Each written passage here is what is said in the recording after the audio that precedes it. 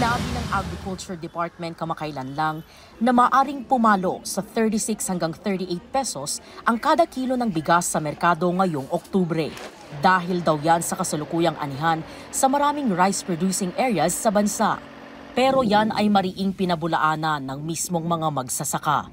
Ayon kay Federation of Free Farmers Board Chairman at former DA Secretary na si Leonardo Montemayor, palagay ko hindi masyado magkakalayo dun sa 41 and 45. I would be much more conservative and say siguro maybe a little it would be in the middle 40s, mga ganon.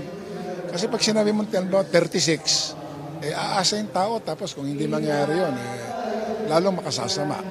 Sa isang radio interview, sinabi naman ni DA Assistant Secretary Arnel de Mesa na halos pumantay daw sa itinakdang price ceiling na 41 pesos para sa regular milled rice at 45 pesos sa well-milled rice ang presyuhan ng mga bigas ngayon sa ilang lugar sa bansa, kahit pa inalis na ang naturang polisiya.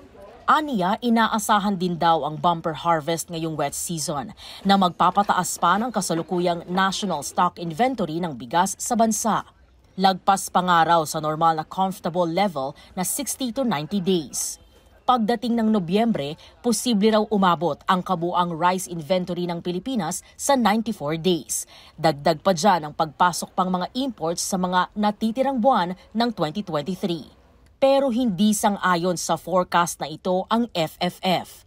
When you say bumper, if it exceeds last year's output, I hope hindi naman masyadong pinatataas yung expectations ng tao na magkaroon ng corresponding pagbaba ng presyo ng bigas. Kasi pag sinabing bumper, expectation ng tao, dapat malaki ang bawas sa bigas. Dagdag pa ng grupo, dapat pabilisin ng pamahalaan ang 12.7 bilyong pondo mula sa Rice Farmers Financial Assistance Program sa ilalim ng Rice Tariffication Law.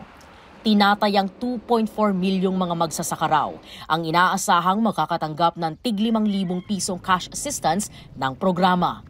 EJ Gomez, CNN Philippines.